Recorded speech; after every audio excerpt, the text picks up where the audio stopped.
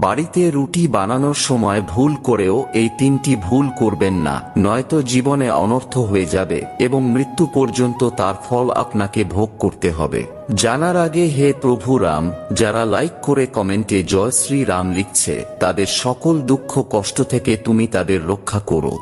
Number 1, রান্নাঘরে এসে কখনো হিসাব করে রুটি বানাতে নেই। এমনটা করলে তা দারিদ্রতাকে নিমন্ত্রণ জানানো হয়, তাই রান্নাঘরে 2-4টে রুটি বেশি করেই বানানো উচিত। তাছাড়া এতে মা অন্নপূর্ণাও খুব খুশি হন।